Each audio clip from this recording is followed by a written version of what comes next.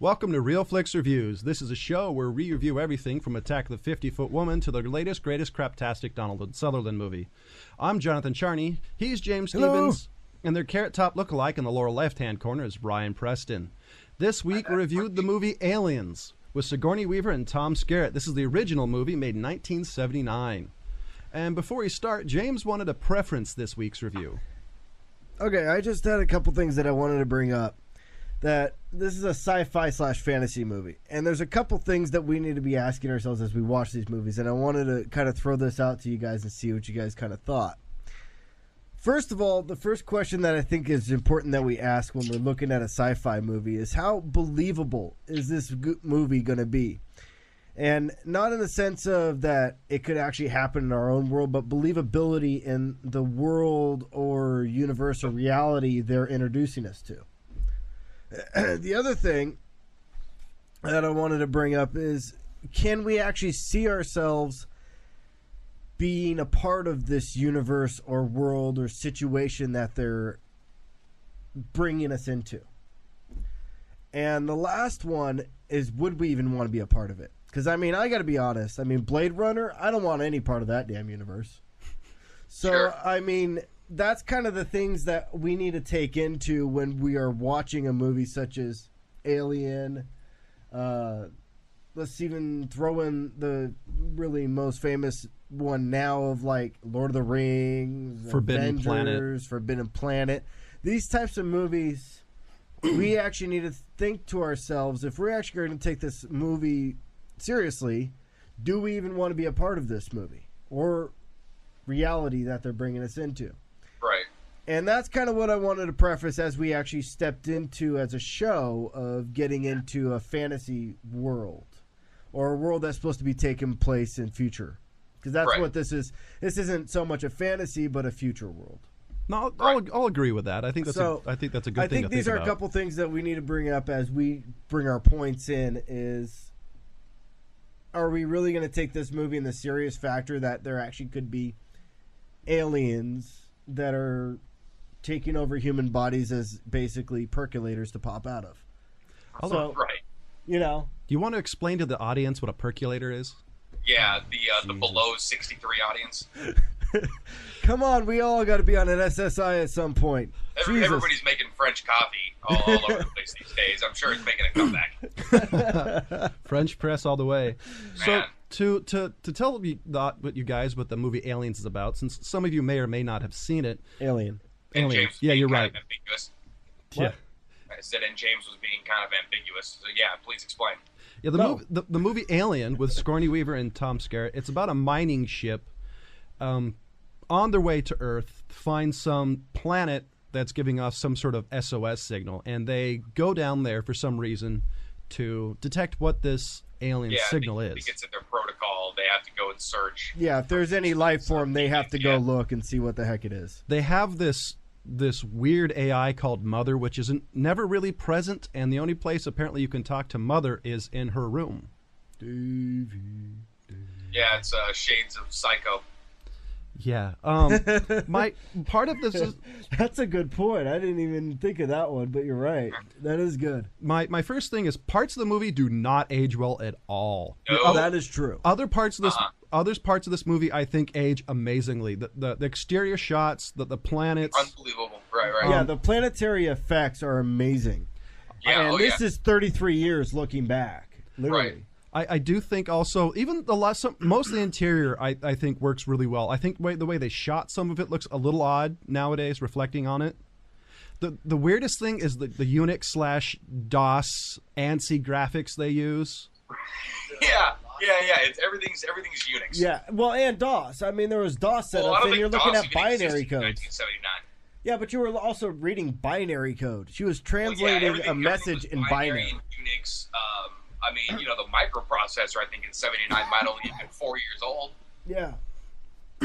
So as far as the tech, I thought a little bit of it was kind of well thought out, and some of it was still kind of just like, okay, we're just gonna kind of use the modern day tech, but it's those kind of things that don't age well. When I'm hearing Xerox, sound effects, which is really, I think one of the things I thought like you were saying, didn't exactly hold up as well as some of the other things. They were definitely shooting for the moon on some of the effects.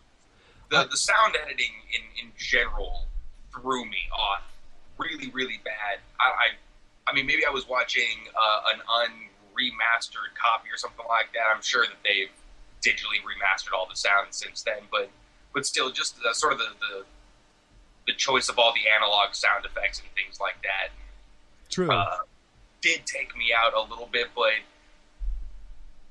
basically you got bad sound effects, overacting, and kind of a slow draw of a movie. So I was trying to figure out, is it really fucked up that I really love this movie? Because I really do.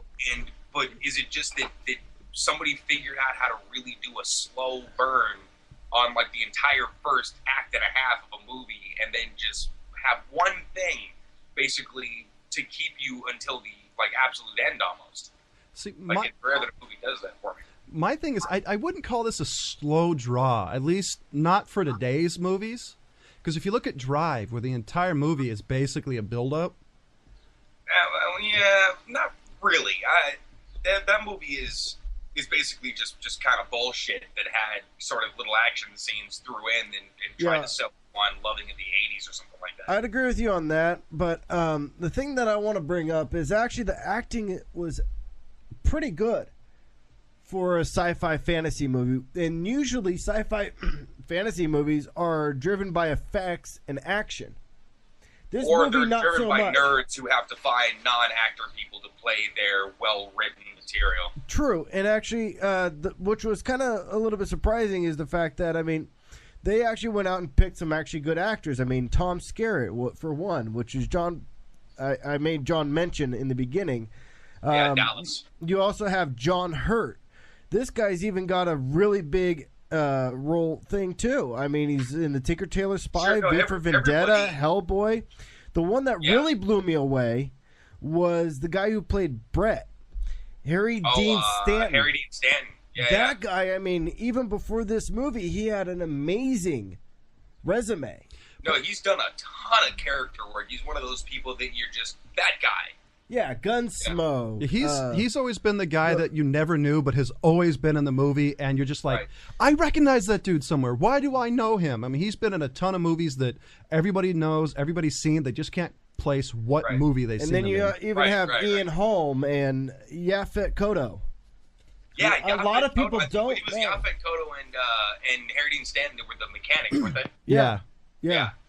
I mean, these guys are really fantastic actors, so it's just kind of surprising to look back. And I mean, it's been probably almost 20 plus, maybe 15 to 20 years since I've actually watched Alien. Sure. I've seen the other ones after that, as they came out, but it's been a long time since I watched Alien. Then I'm watching this movie, and I'm like, these are really great actors. So that's what was a little bit interesting is seeing that the fact that there were so many good actors in this movie, and that it was actually pretty good. I mean, the lines weren't that interesting or anything like that, but they actually did a pretty good job. Maybe that's why I thought it was overacted, is because since I think the thing I'll blame it on the writing, because the screenplay wasn't exactly the most insanely thought out. It was a lot of kind of tech dialogue and a lot of seemed like a lot of forced like the human interaction things that were going on. Yeah, but it was just that the actors were too good to say those lines. I think it was. Yeah, I think that was it too. But I think one of the things that might be bugging you now, and it was one of the things that I decided early on in this movie not to do, which is a total hard thing for me, is I couldn't pick this movie apart from them breaking the horror movie rules. And I think that's what you might be doing is you're kind of like, why are you doing that? Why are you doing this? Why are you doing something stupid? Not necessarily the choices, because that I think is one of those, like you said, it's that horror movie classic. Like, what do you do? I wouldn't do that. I wouldn't be. I don't want to take them apart in that way. The reason why I stopped is because this movie was basically before the horror movie rule book was written. Right. Yeah. I don't know. How many horror movies were really before this? I mean, Freddy, Jason, all those guys were, around the same time, or true. I guess after. once the for us that are classics, that are classic horror. Yeah. Anyway. I think part of the problem though is there wasn't the buildup of horror scenes that we traditionally see. That some of the scenes in most modern horror movies are so built up, so tense, that when you have a movie that's 33 years old, the buildup isn't there. I mean, this today I would not call a horror movie. If this same exact movie was released today, I'd call Suspense it thriller. Exactly. I'd call it soft suspense action. Yeah. That's really what I would place it as. I mean, when you got movies like The Ring and other movies that are just ridiculously built up and they just end up failing in the long run. Okay. I will say some of the things that I thought were funny, like their spacesuit backpacks. Don't they look like proton packs from the Ghostbusters? Little bit. But at the same time, I was looking at them like that was. It was almost shades of like the Armageddon style spacesuits. Everybody was. I was kind of thinking that too. I loved the light up top and the fact they were blowing smoke. Yeah, the fact that they weren't recirculating. That was a very interesting point. I mean, somebody kind of paid attention to the random little details in space and things like that, as far as like the trajectory as they were coming into the planet, things like that. I will say, I think that's what adds realism to this movie. Something I don't think we see in modern movies is the small details. It's definitely not the aliens and things like that take me out. It's the things like, wait a minute, there's no atmosphere in space. Yeah. Well, I really like, if you look at every of the movie, the background has blinking lights. The panels have switches. There's a lot of realism to this movie, I think, in the backgrounds. The backgrounds aren't CG rendered, that don't have backgrounds. They're not static. Well, you also got to remember, I mean, we had only been on the moon for 10 years. Yeah. Right. Yeah, which is why I was actually, the other day I was looking up, I don't know, just because obviously, look, I'm 26. I wasn't alive when this movie came out. I wasn't either. I was the demographic for it, even if I was. What? Your mom wouldn't drag you there in a little stroller? In the onesie? She probably would have. She never really gave a crap when I watched. But stop lying. We know you still wear that onesie. For the boobs or Sigourney Weaver's non-ass. But other than that, no. So I'm watching this movie after the fact, and obviously I've seen it, as a younger kid, but you never can trust your taste when you're 13. So watching it again, I wasn't surprised that I still liked it, because I remembered it pretty fondly. But it was like I said, the things that didn't necessarily hold up, being the sound effects and things like that. But the amount of technology that they decided to use from the time period, and then kind of go beyond that, is a lot of what I happen to notice in these kind of sci-fi movies. Is like, where's the forward thinking? What kind of things are they adapting that exist at the time that move on? And I mean, there was a whole lot of stuff made with like computers and whatnot, and they weren't the first one. I think let's see, 2010 Space when was Odyssey? Star Wars? It was 76, right? Yeah. The New Hope? Yeah. Or 77? My dad actually knew a guy who programmed some of the gunnery scenes. For which one? And Star Wars. When they hopped on the cannons, there was that really weird 3D box. My dad knew the guy who programmed that. Oh, nice. That must be interesting. Anyway, well, 2001: A Space Odyssey was before then too. That was 1960 something, wasn't it? 68. Right, and that was definitely out there. It introduced probably the genesis of Mother. Well, I think I will say, I think some of this stuff, like the way it looks, the feel of it, I think carries on from the '60s Star Trek. The very tactile buttons and switches. Everything's crazy tactile. Real shapely. Almost too many shapes. Yeah, I mean, not like nowadays, where like the movie Star Trek by J.J. Abrams, everything's slick, everything's a touchscreen. Right. I personally think it adds a little more realism for today, but I think when you look into it 20, 33 years down the line, I think that doesn't have a realistic feel. My questions is, if you were in real life, if you were there, would you know what every single button does? Hell no. Because there's panels that have like 1,000 switches. Well, I mean, the Android would, of course. Yeah. Mother? No, the Android. He was the... Ash. Ash. Ash. Yeah. Who was that? Ian Holm? What? The old guy? Yeah, that was Tom Holm. Yeah. I think it was Ian Holm. There's another guy who's been in a ton of characters. Well, my thing is that there was a lot of things that were really cool about the ship, and like you said, there were some things that there was some forward thinking. Now, I was kind of a little bit put off by the fact that they had something that could kind of detect life signs on the ship, but not really. Especially when it's pointed it towards people. You can detect a signal from a couple hundred miles away and change course to go pick up a signal.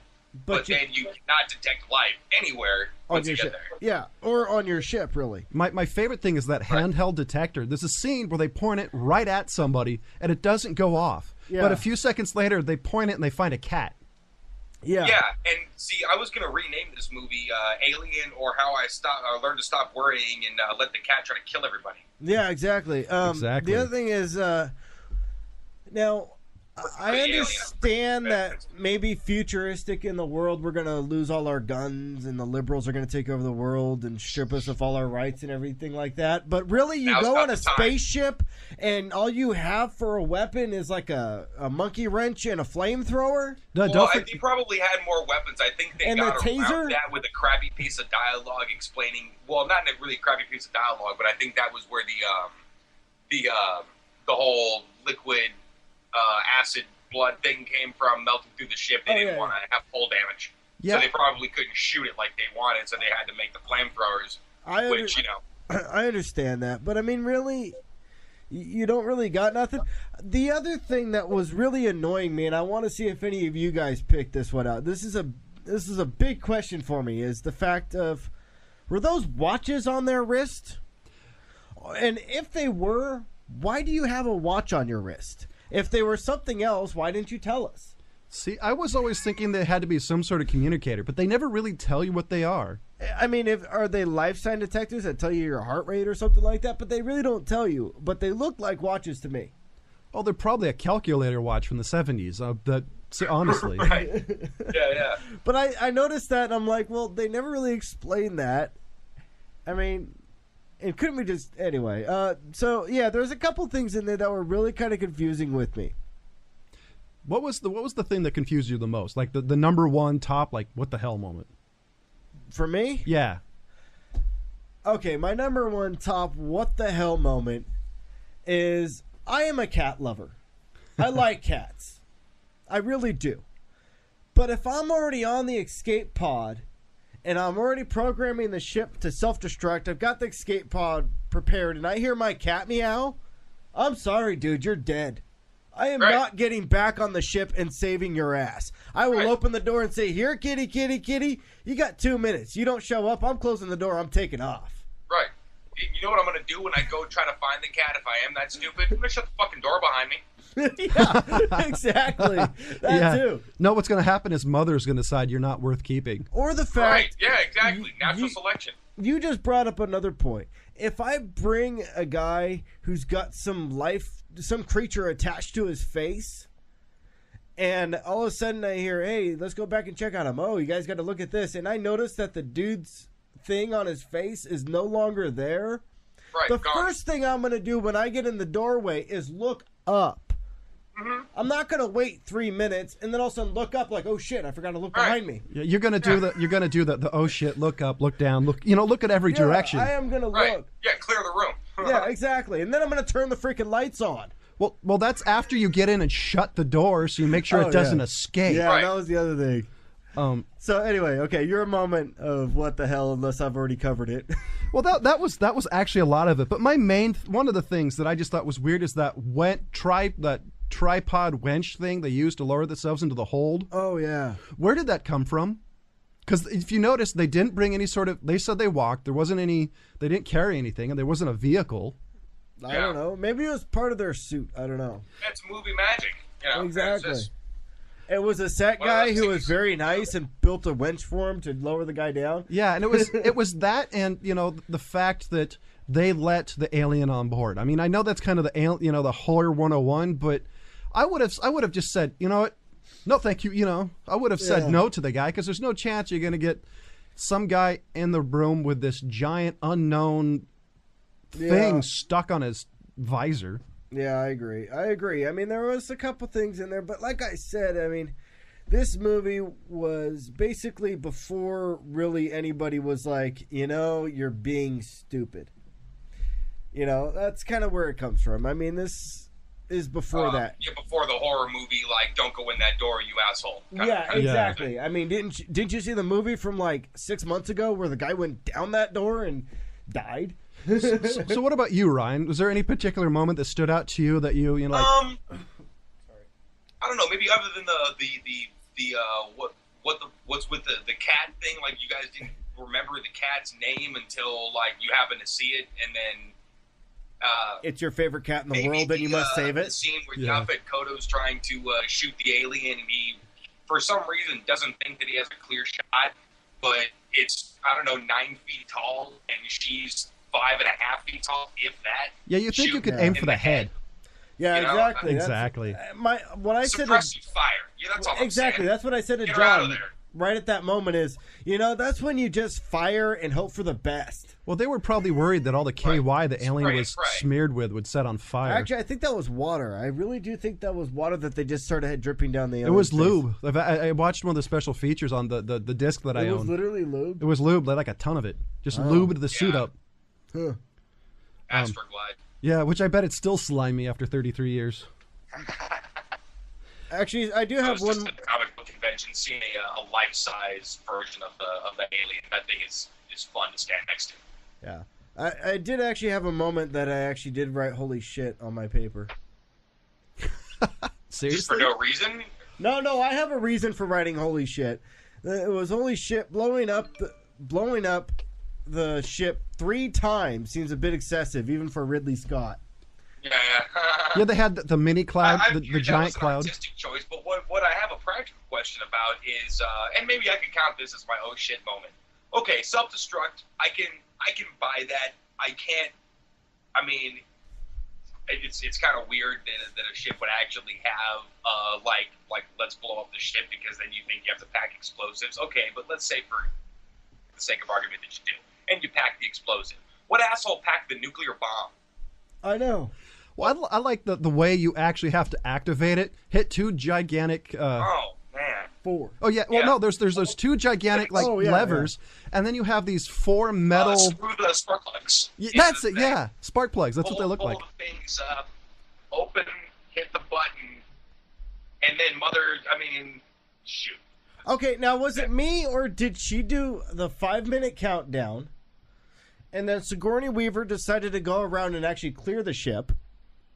She had a minute. That was at least a 30-minute scene. Yeah, she had a minute to where she actually went back and got onto the life pod, and then Mother did a 30-second countdown during that point, and then added another minute and a half. Was that me, or did that actually happen? That happened. I don't know. You know what, man? That's the one thing that always bugs me about self-destruct. The way that they perceive time, or the way that they think we perceive time as viewers. You know what I mean? Like, I can tell when you guys are skipping around and when you guys are just trying to make 30 seconds, into 10 minutes. Yeah. So what to you was your favorite scene? Because my favorite scene, still to this day, because I think it holds up, is the part when he's in the hold where all those alien eggs are. And you have that laser effect with the smoke. Oh. That to me is... You mean the the flashlight effect over the smoke? Yeah, well, flashlight or laser, it's still, to me, the coolest effect. I still think that's the one effect that holds up very well, I think. Right. I still love the that entire scene really has got to be, like, my favorite scene, that whole little exploration type of thing when they're going down and they see the one big, huge guy in the gun. Yeah. Like a big plasma cannon or something, shit like that. So you kind of get the idea, like, oh, wow, something bad happened here. It really sold. It really sold the whole feel and the whole like anticipation of like there's something that's going on, and then it's almost a slight relief and a weird kind of okay, now what with the tiny little creature kind of attaching himself to the guy's face, and so it definitely keeps you on your toes. I mean, if you haven't seen it before, it's one of those that you're not going to get bored by. So what about you, James? Well, for me, I think the scene that I liked the most had to have been them approaching the planet, because I think that whatever Ridley Scott did to create that scene even holds up after 33 years. Mm-hmm. Because, I mean, they're approaching this, and you got one planet with a ring around it, a couple other planets. Right. You know, just this whole, that there's a whole nother galaxy or, you know, area out there that looks as cool as that. Right. But it really holds up to this day. I remember thinking almost how simplified and kind of just like empty he was able to make it feel too. Exactly. I mean, there was like really something bad has happened here. Right, and he that's kind of the feel that he was giving you. Really alone kind of feeling. Yeah. So I think that was actually probably my favorite scene, especially seeing it now and understanding how much of CGI we throw in, and I mean, there really was none of that back then. Yeah, that was all handheld skill. Ridley Scott, I think, might be the master of practical effects still. That's one of the reasons why everybody a big fan of Blade Runner. If you actually go back and look how they did a lot of the effects, this was old school physical camera tricks. I mean, this unlike today where everything's done really fast and very furious. Well, I agree. I dislike Blade Runner a lot.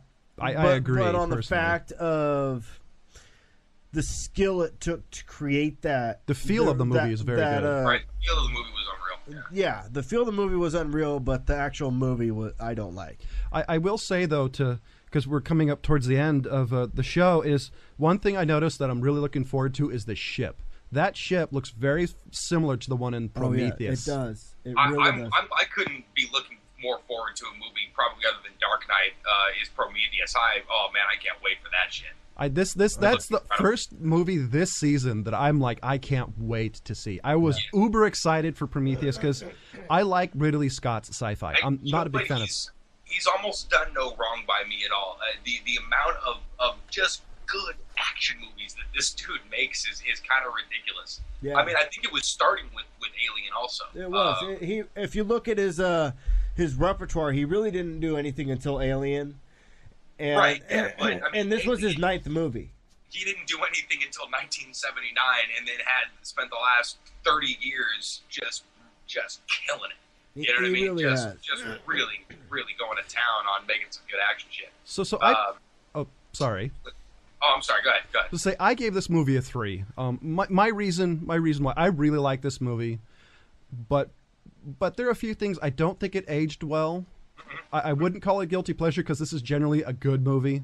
Right. Yeah, no, this is one I recommend. I don't give 4 or 5 out easily because for me they have to be something that not only can I rewatch a ton of times, but I sit back just going, wow, even if I've seen it a bunch of times. So to me, this is a very strong 3. It's almost a 4 for me personally. I think there's some things that age that might have gave it to me a little bit of it's not worth a 4. I mean, some of the scenes, some of the cuts are really sloppy on how the editing. Mainly when I'd say there's only about 3 scenes that really stuck out for me that were bad cuts. The main one to me that was super obvious was the one they went from the android head to the guy's head back to the android head. One of the most obvious cuts. Well, that cut was horrible, but the cut when she hit it, that was almost the redeeming cut of how she hit it, and it was back to that head, and it was very smooth transition right there. Yeah, but did you see the head that it went back to? Holy yeah, shit. I know. Well, but I'm just saying that cut was better than the cut of where she was like trying to position it just right. I mean, it's something about that milk of magnesia blood thing that he had. Actually, going on I too think was what that me. I think that was actually like a gelatin substance. So I was looking at how it hardened. It was either flour and water or gelatin. I mean, it must have been a whole lot of water with a little bit of flour. Yeah. Anyway, I was going to say the other scene. I mean, it's also the way it cut was similar to the original Terminator. Okay. With that head look. But to me, this is a 3. This is a must see. If you haven't seen this movie, it's worth seeing. Because this is to me is Ridley Scott, at least in this movie, is a classic. This movie has absolutely. He almost opens up the universe because the Aliens, I should say, and Alien 3 are both pretty decent movies, and like, I mean, there's almost a whole little crossover universe that they did with Aliens vs. Predator. Yeah, so it definitely is worth checking out. So what about you, James? What's your rating? I would actually give this movie a 3 on the fact that, like you said, I would like to give it a 4 because as far as what I'm concerned on these first initial questions, these questions that I brought up in the beginning, I think it actually did it very well. It gave you believability. It gave you introduction into their reality. It gave you those choices of whether or not you want to be part of it or not, things like that. And I think it did good on those points. The point of where I'm saying that I'm not going to give it that over that is the fact that, like you said, there are certain scenes that just don't hold up. And I mean, honestly, one of my biggest issues about this thing is when you're landing a ship, and I mean, it takes barely even like a foot of a drop and it falls apart. That ship must have been made in China or something. It broke its little toe. Exactly. I mean, it just is like, it barely did anything, and and the whole thing just kind of exploded. The whole crew just jumped all over the ship out of some bad Star Trek episode. Exactly. So that was kind of a little bit of a downside for me. The fact that the actual alien didn't really hold up to today's standards, that was a little bit disappointing. The fact that I am giving it a 3 is off of, like I said, the planetary effects. Those were really, really, really well done. A few things on the ship that were really well done in the acting in this movie. I think parts of it were overacted, like Ryan said. I agree completely. But a lot of these actors are really, really, really, I'd say 4 to 5 star actors. And sure. That's saying something. Definitely have had careers after the fact, that's for sure. Exactly. Hurt them. So, I mean, on those points, I give it a 3. I do like the movie. Like, I'm gonna kind of not say it's not. I'm not a big fan of the movie or the series, but I do like the movie. Well, I think I'll agree. The second one I enjoy. The third one, overall, I don't think the sequels hold up to the original. Right. But this one, even if you don't like any of them, the first one is worth seeing. Yeah, especially if you're one of those morons who actually watch the Alien versus Predator movies. Yeah. And you're like, oh, wow, this is actually pretty cool. Watch the originals. Watch the original Predator. Watch the original Alien, Aliens, Alien 2. You know what? If you've watched any remake of any movie that's been made in the past 30 years, go back and watch the original. There was a reason somebody made it. There was a reason that somebody remade it. It's because it kicked ass. And then there's a reason why somebody butchered it. Don't go see all the things that are new. Go back and check out some of the old shit. Exactly. So what about yourself, Ryan? What do you give the movie? I think this might be the one that we all universally agree on. It's just a 3. I mean, I think I might be a little closer to you. It's pretty close to a 4, but it's things like the sound effects and goddamn Xerox sound effects. And the slight overacting, but then it's redeemed by a bunch of parts by just the likability of all the characters. I mean, it was such a big budget movie, and Ridley Scott, I think, kind of walks the line of this real nerd kind of filmmaker who wants to make these kind of real sort of heady movies, and then people just kind of like look at him like he's a Steven Spielberg, so they just kind of hand him a lot of money, and he's just like, okay. And he makes good movies, and usually for under the budget, kind of backs that up. And but he's one of the few people that makes movies like this that can get a huge budget like that to work with and make these kinds of things, worth wanting to see. I think for me personally, this is the last kind of my last bit of it. I think one of the reasons this movie does so well is because it has a slow draw, but it's not overdone. I think that is just when you're getting bored, there's something to. I think that is a really rare thing in Hollywood is when they have enough of a slow draw, and then boom, there it goes. It's a lost art because they're making movies for basically stupid people with low attention spans. Michael Bay. Well, he's been doing it for a long time. That's but overall, I like this movie. I mean, I give it a 3. James Stevens gives it a 3. Ryan Preston gives it a 3, and that's for us all 3 to agree on a movie is a pretty rare thing because we both have extremely different opinions on what is considered a good movie or not. Sure. Next week. Bastards didn't like super. Well, that movie just sucked. Well, hey Ryan, can I do the intro on this one? I want to see his face. It's all me. Come on. I will. Just was going to say, right. next week's movie is James Stevens' picks. So what's the movie you've picked for the next week, James? All right. I'm actually kind of looking at Ryan's screen because I want to see his face on this one. This movie was made in 1990. It has two names. The original name that it went out under was called Dark Angel. European release. The European release. The American release. Europe. The American release is called I Come in Peace. Okay. All right. So okay, a little quiz here. Who stars in this movie? It's one movie, Right. not to another. I think you just said two names. It's two people who, at one point or another, were given names to go by. I think that's what he meant. One guy is a certified genius, like almost MIT grad genius. Yeah. Really? Yeah. You He didn't was- know that? Do you know who it is? You know who stars in I Come in Peace. He stars. He stars. And You Go in Pieces. He stars in one of your all-time favorite guilty pleasure movies. The Punisher. Oh, right. Yeah. Lundgren. He's Ding, ding, ding, ding, ding. Circle. biomedical engineer. Was it? Yep. Circle gets Yeah. the square. That is correct. Yeah. Dolphy. Dolphy. So, ladies and gentlemen, for James Stevens, Brian Preston, and myself, Jonathan Charney, see you next week. All right. This episode of Old Guy Tech TV is brought to you by Ward's Automotive, specializing in Banks Power and Pack Brake, servicing your car or truck and specializing in diesel engines. Over 30 years of service, located in Diamond Springs, California. Give them a call at 530-626-5588.